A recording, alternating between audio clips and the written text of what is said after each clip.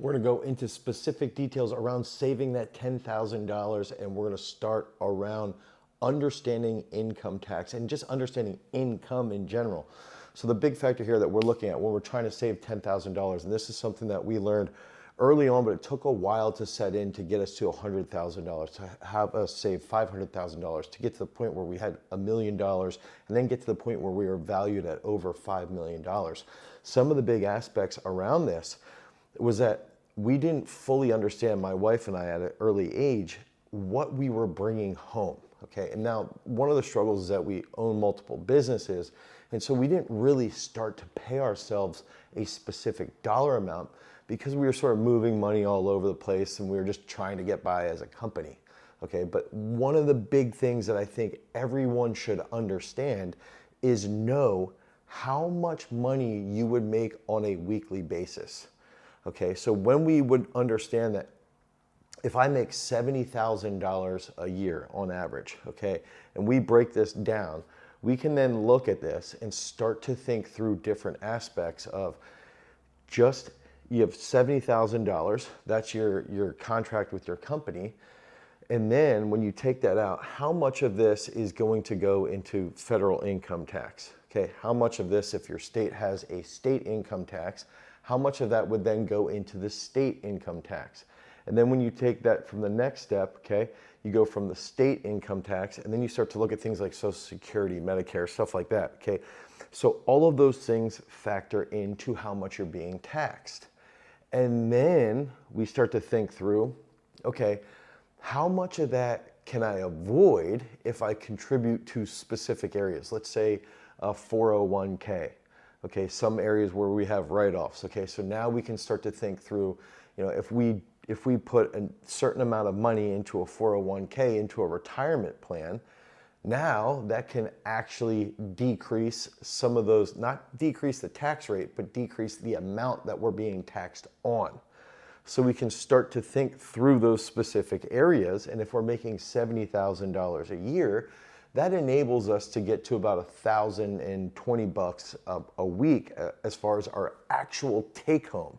Okay, so if we have a federal income tax and we have some state income tax and we've got these other tax rates, and then we're putting in, let's say $50 a week or so into some type of 401k, now we're going to be bringing home about $1,020. Now, the next step, we understand and we think through this, and I want to refresh and review this, is we understand what fixed costs are. Okay, so if we're looking at fixed costs and we're going, housing is going to be one specific thing that should be a recurring monthly bill that is very fixed. Okay, so if we are fortunate enough that we bought a house before we ever saved $10,000, which can actually happen, we have a monthly recurring mortgage that we're paying. Okay, we know what that's going to be. If we live in an apartment, we have a monthly bill that we will be paying that is known and probably changes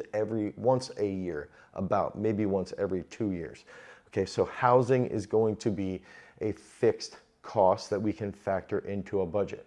Okay, the second thing around fixed expenses is that now we can have some type of car payment potentially. So if we've made a decision to buy a car and we got a loan for this, we know exactly what we're spending every single week, every single month on that car payment.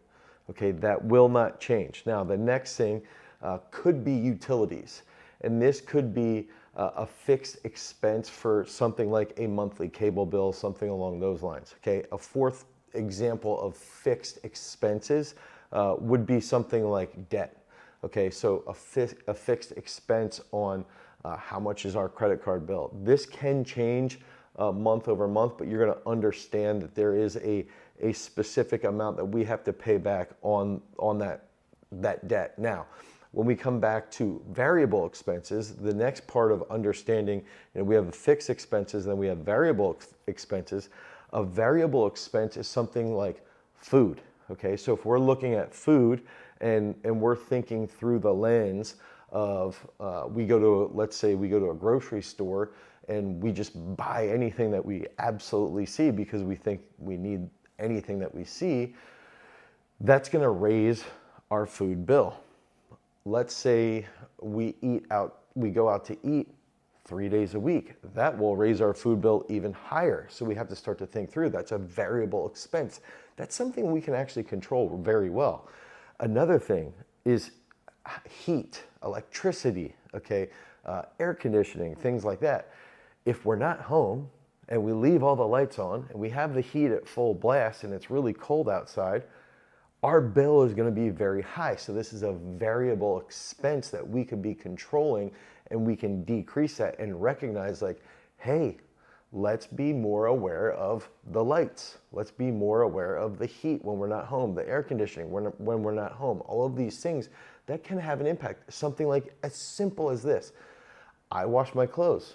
It's nice outside. Instead of putting it in the dryer, let's hang it outside. It might only be $10 over, 2 months, but over a year that adds up, and then that can go back into some type of investment or some type of savings, which can expedite the process. And we're trying to work towards that $10,000 savings point, so that has a much higher degree of impact than later on when we're working towards these other benchmarks. So understanding these fixed expenses or these variable expenses is really important.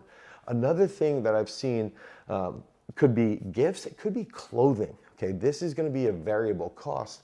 And this is something that I've seen very consistently with individuals who are struggling to save that $10,000 is they're spending quite a bit of money on clothing and shoes. They see a new trend, they see something cool. There's a lot of cool clothes out there. There's a lot of cool hats, there's a lot of cool outfits, a lot of cool shoes. And we're consistently thinking that we need to purchase these for our own comfort. But when we make that decision, we're losing this money, okay? And we're actually getting ourselves into this cycle of discomfort because we're choosing this, this surface type thing. Yes, it's nice to have nice clothes at times, but there's got to be some sacrifices that we need to make. So defining these variable expenses now provides a lens of what do we really want to control, okay? And what can we control that then has a positive impact on saving that $10,000. But we have to know what those are. And again, this is something that you can do. Just go into your checking account, go into your bank account. Now, looking at and understanding what is our high interest debt. Okay, I remember one of the worst experiences of my life growing up was my parents didn't have a lot of money. Okay, they had this huge credit card debt, over $30,000, and this was back in the 90s. And I remember asking my mom was laying on her bed, crying, like super, super upset and just crying and crying and crying. And I remember going in and asking, why are you so upset? And she talked about my dad charging certain things in his business, buying things he probably didn't need, and it caused a very high interest debt. And she explained, like, anything that essentially is over a 10% interest rate is going to be a high interest debt. And this is typically going to be related towards credit cards, store financing. Back in the day, a lot of people would go into a Sears or go into a Macy's and they would put things in, and they would get financing from the store. And this led to some shackling of the individual because they would charge, let's say, 12 to 13 to 15% extra or per month of holding those things that they didn't really need in the first place. Okay, and so if we understand what our credit card debt is and we understand what we're buying with our credit card, that's a big factor. If we're not paying off our credit card month over month, we've got to know what are we buying with it, and whatever we're buying with it, we need to stop, because the whole goal is to lead to more income than expenses. Okay, if we have more income than expenses, that's going to be the win. But to get rid of that expenses, we have to understand where the high interest debt is and hammer down that high interest debt. Now, this sort of takes us into something interesting, because I think that part of the aspect of saving for that $10,000 comes back to having some type of goal for a non-recurring purchase. And so what does this mean? This could be you save $10,000 and you look at this and you say, okay, I can get a car that's reliable and I can buy the car for $5,000. I've proven to myself that I can save $10,000 in about 7 to 10 months.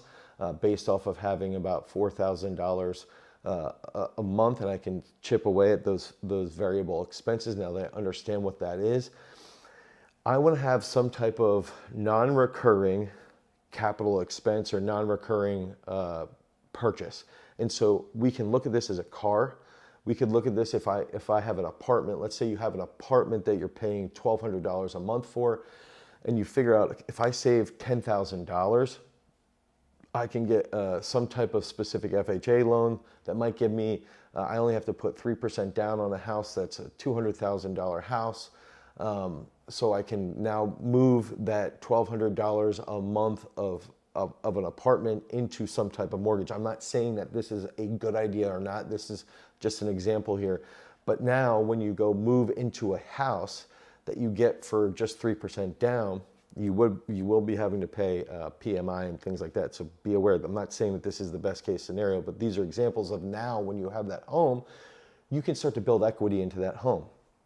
But what we did, and what I think, and I'm reflecting back on this, that really expedited things was getting to the point where you have a goal to purchase something that you can then use to make money. Okay, so use an example. Let's say that you live in an area, you live in a suburban area, and you want to save $10,000. You save $10,000.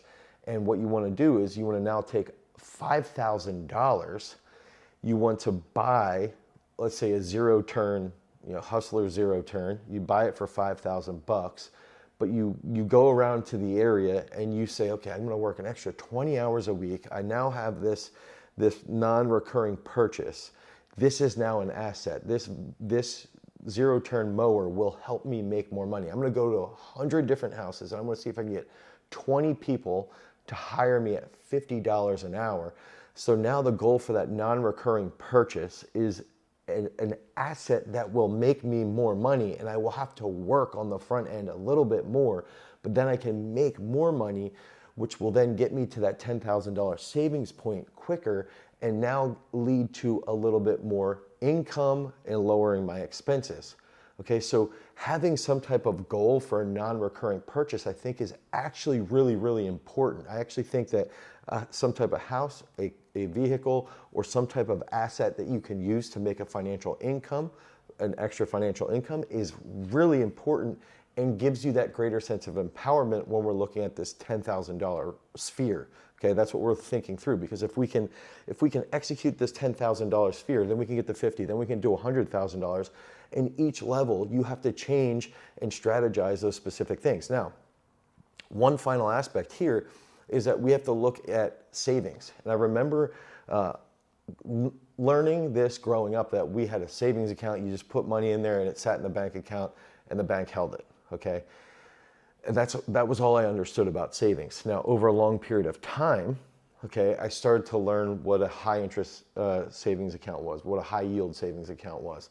Oh, you can put $100 in and you can get 4.5% returns on this. So that turns into $104, okay, in a designated time frame.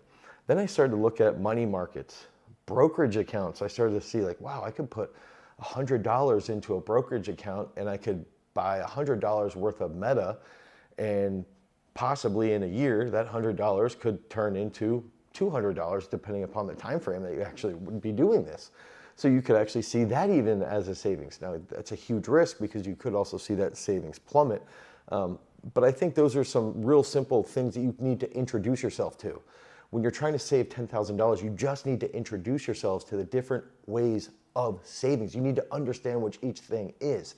And then finally, I think the $10,000 range is really about having an emergency fund. And this is where I will say, you create this emergency fund and you say that I'm gonna build a $10,000 amount here, and I would put this into a high yield savings account.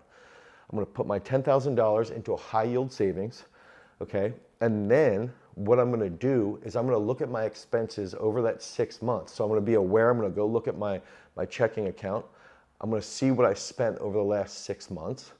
Okay, I spent, let's just theoretically throw out a number. I spent $20,000 over the last 6 months. So what am I gonna do?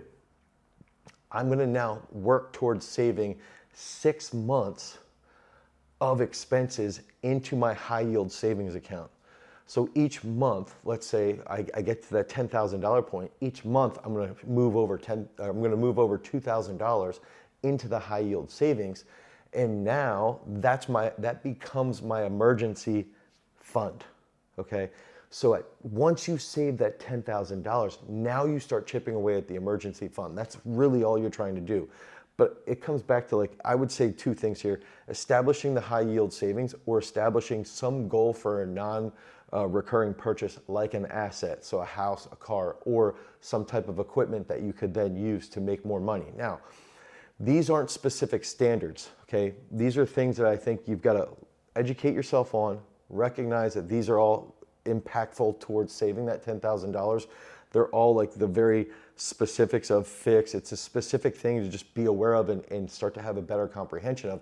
The next video in this series is that we're gonna go over the actual standards of how much you should spend, the actual standards of how much you should spend on living, on food, the actual specific numbers now that you can then get to then save $10,000 in about 7 to 12 months. So check out that video. Now we're gonna go into those specific details, and this is stuff that we used to get to that $1 million and then eventually to that $5 million value. Peace.